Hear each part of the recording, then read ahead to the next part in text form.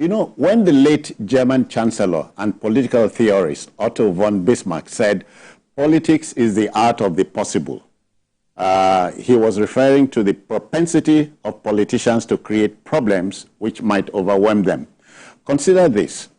The Federal High Court in Kano has given a 48-hour ultimatum to two Kano State judges, Lawan Adamu and Zuwaira Yusuf, to resign their appointments from the Judicial Commissions of Inquiry set up by the State Governor Abba Yusuf. The two justices were appointed by Governor Yusuf to serve on the Commissions of Inquiry to probe former Governor Abdullahi Ganduje's government. The former governor had gone to court seeking to stop incumbent Governor Yusuf from probing his administration. Again, the coming days, Paul, will be very interesting. The coming days will be very interesting. In fact, we already are in interesting times. You know, I don't have any problem with anyone probing a person. Anybody. Anybody. You understand? If there are enough reasons, grounds to suspect that somebody has committed infractions, let them be probed. But when a probe is looking like a witch hunt, then when a probe is taking the form of looking like there's malice involved, what do I mean? You don't appoint serving judges to head commissions of inquiry. I mean, serving judges, okay. They are judicial officers. They can't take executive appointments. You can appoint retired judges, but not current judges. That's one. I see your logic here. That's number one. Point number two is this. The court had ruled that only the EFCC can probe this man. The Kano State... In the circumstance? Yes, in circumstance. The Kano State government did not appeal that, that position of the court. Went ahead with this. It looks like there is no serious attempts to actually probe. I mean, it is not about, to me, it seems it's not about even getting this man to give account of it's about maybe probably disgracing him, you know, demystifying him. Yeah. That's what it feels like. This is what I'm saying, that politicians, they don't respect our judges. They don't, judges operate in the hallowed chambers. Judges, their position is sacred. And I don't know why those judges would even allow themselves to be used. Exactly. You know, be used. You know, what these judges now, it's possible that somebody will accuse them of bias tomorrow when they go to their courts. You understand? Because of this. And I'll be shell-shocked if the state government appeals this order of the court. Then it's going to be the joke of the century.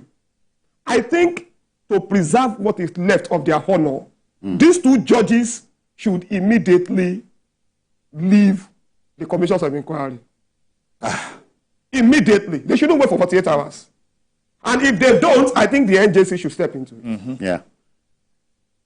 Asokwa, me, I know we are not under a military government, so there's no fiat here. The rule of law, it's one of the underpinning requirements for a healthy democracy. Respect what the court says. Exactly. Because you got there, you went to court to seek redress. And the court, in its wisdom, is saying this. Stay back. No, there are two things that I'm looking at. It's just like the former that we are talking about, you know, politicians interfering in whatever. Now, we are now looking at the judiciary that should have known better. No. You understand? That should have known better and remove themselves from what the executive is trying to do. But now they are now putting themselves, washing themselves, wallowing inside, you know, the crisis of the executive. Because they are not supposed to be there. You know what the law says. You are a serving judge, or you are serving judges already. So why should you now want to go and put yourself as chairman or chairperson of the commission of an inquiry? Yeah. You don't need that. Except maybe they want to resign and then take over the job. Yeah, I wonder if these things work that way. No. Because me, I'm looking at Asokwa as a state chief judge. Okay. And when you are a state chief judge, you have a position. Yeah. Yes. The governor is your employer. No. No. Okay. No. No, it is the NJC. The government is your employer. It is the NJC that, see, all judges, they must go through the NJC. Okay. That is why they are saying, you can see even from what the justice said that is going to ask the NJC to halt their salaries. Oh yeah. You understand? If they do not quit. Yes, if they don't quit in 48 hours. Meaning that the NJC has powers over those judges, not the governor. And then this case is simple. That they have even told them, go to the EFCC. That is where you can probe even this governor. It is the EFCC that will bring this matter, to the court. To the court. So it's a simple thing that even the government is supposed to have known, and then from there move it there. So when they now go, they can start appealing if they want to, because just like Paul said, that it's just like they are out to just disgrace the man. Yeah, but don't you see? But the thing can't you see? It's a very simple matter. You know that this man did wrong. Can't you see the judiciary attempting to wriggle out of this mess? I don't know. It's up to the judiciary because I don't know. No, by the pronouncements they make, like this one. Well, it remains to be seen. Because normally this kind of thing shouldn't have been happening. Look at the shenanigans that happened in Kano. The NJC invited both the chief judge of the Federal High Court and the chief judge of the Kano State High Court. I don't know the outcome of that. Because the two courts are still sitting on the Kano issues. See, I'm not the one that will rescue judiciary.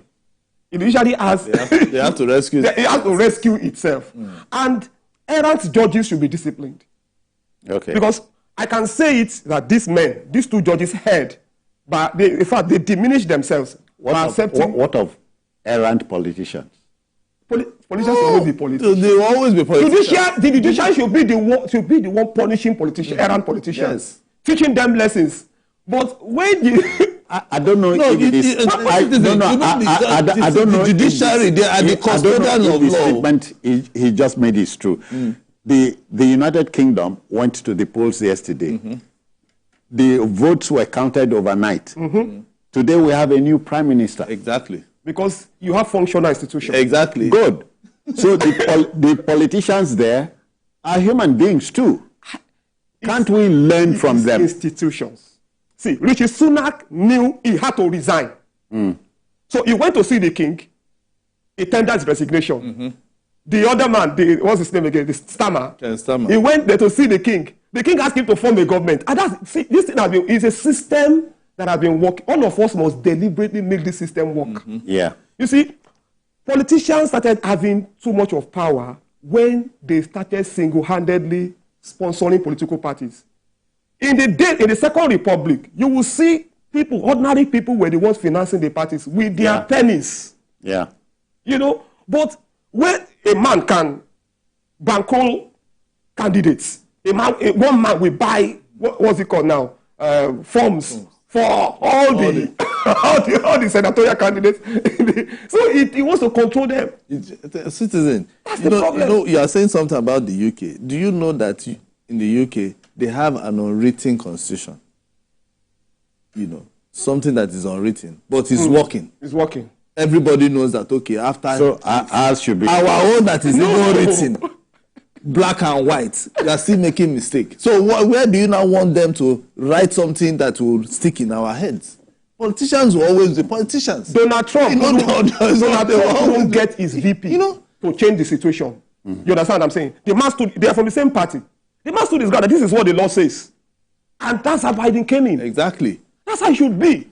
You are talking about the governor or the governor appointing the chief judge. Even if that were the case, that the judiciary is an institution. A governor that even appoints a running mate that becomes his deputy governor cannot just, out of his whim, try to sack a deputy governor. It's not done. You can't just wake up in the morning and say, I give you sack letter. He has to follow the constitution. There must be a process. Let us respect gentlemen, are we in a quandary?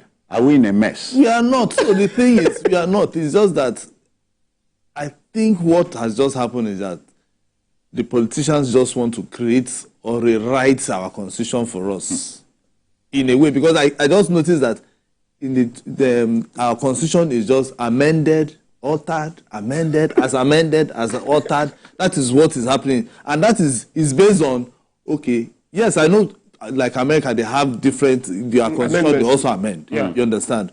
But our own is based on what has affected a politician. He will now take it to maybe the Senate. They will go and amend it so that it will favor him that day. But they don't even keep to the amend. Even when they amend, it becomes a problem for them to even interpret themselves. Because if you look at this matter, it's as simple as ABC. Perhaps maybe those two judges are the governor's friends or something. Maybe he has helped them before, or they have. So they just, okay, my friends, come and head this. No, it's not done that way. Governor Abba Yusuf, we are just advising him, do the right thing. If you want people to head your commission of inquiry, look for people who are outside. There are ex-retired justices who can head these commissions. And then they will do the job that he wants him to do. Since he wants to probe the past government, he can do it. Simple. Remember, a governor in Kano demolished structures.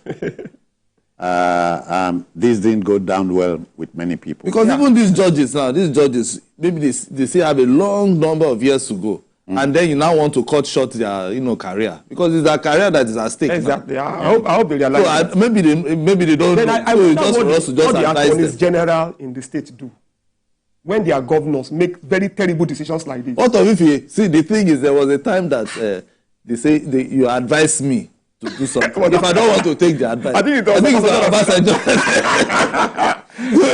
You can advise, and there doesn't want to. You can advise me, but I'm not bound to take. You understand? So it maybe he would have advised the governor, and the governor said, no, your own is not. That is not your duty. But if you don't trust him to give you sound advice, why appoint him? But I've seen one problem here in politics. If you bury the hatchet, you don't bury the handle. They say the hatchet must stay on the surface so you can remember it. You go there. I don't know. Politicians should give us a break in this country. Honestly. Because the world is watching us. And it's like we are not even changing. That is the major thing.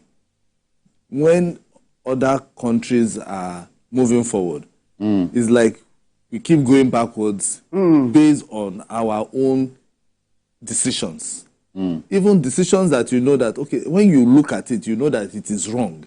You just find out why is this person still taking that decision? Because we were just watching how the handover from Sunak to Starmer, how easy and seamless it was. Seamless. Nobody. It's a system. It must work. Whether you like it or not. And as we speak, their ministers have been named. Yes, exactly. So because we are even talking in 24 hours. We are talking in the newsroom that even our system, by the time they say, okay, this person is the winner, they will take another month before they will even. The funniest one is that a court will give a ruling or judgment. Politicians will start interpreting it exactly the way they like. Because they are led. Look at what happened in Edo State. You understand?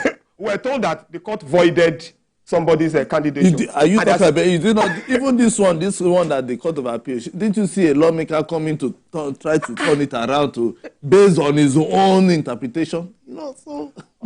All right, folks. Of course, you all know what we do here is mold opinion and drop it on the laps of decision makers in the country.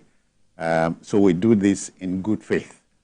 I wish Kano State very well, just as we wish the Nigerian country very well.